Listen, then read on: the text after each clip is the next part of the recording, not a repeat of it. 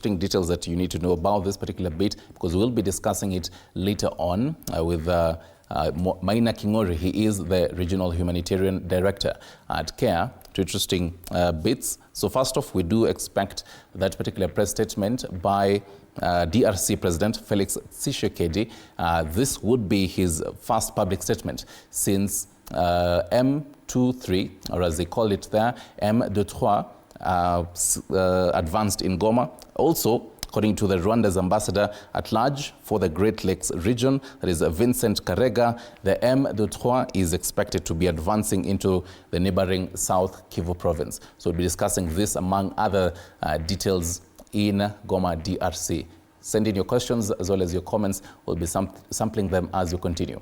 In all, National Assembly leaders led by Speaker Moses Wetang'ula has expressed fears that the boundary delimitation process may be the biggest challenge culminating from the delayed constitution of the Independent Electoral and Boundaries Commission, IEBC.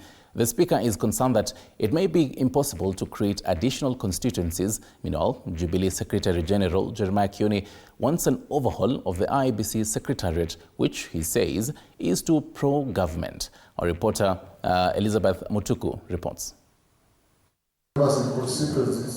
You can imagine the deprivation. National Assembly Speaker Moses Wetang'ula and the National Assembly Majority Leader Kimani Ichung'wah have expressed fears that the boundaries delimitation process may be the biggest casualty of the delayed reconstitution of IEBC, the two emphasizing that the delay has hindered the timely conducting of by-elections in various constituencies and wards. The two claim it may be impossible to create additional constituencies before the 2027 polls. As they recruit the commissioners for IEBC, we do hope that the new commission will work fast to ensure that all the by-elections that have been pending are carried on and we have a full house. Wetang'ula argues that a possible demographic-based adjustments could allow the IEBC to redraw boundaries by redistributing populations within existing constituencies, as he urged members of parliament to support the IEBC in carrying out this task once the new commissioners are in office.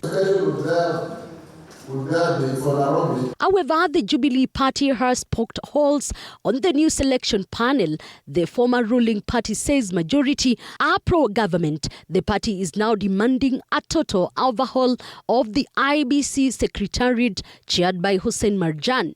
The old team is already working on issues of IEBC from State House. And they have started procuring even before commissioners get into office. Kwa wale ambao pengine wamesahau, tulikuwa tunataka commissioners wa IEBC na commissioners wakipatikana, we wanted an overhaul of the secretariat.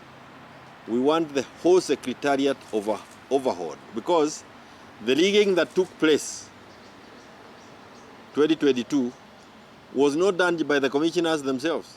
President William Ruto appointed Kio Melinda Gaki, Olo Adams, James Evans Misati, Nicodemus Kipchirchir Bore, Ambassador Kokimuli, Grigon Caroline Kituku, Tanui Andrew Kipkoech, Nelson Makanda, and Fatuma Samana to be members of the panel. In the notice, President William Ruto also revoked the earlier notice of selection panel that was gazetted in the year 2023. The 9 were sworn into the office at the Supreme Court building on Monday this week.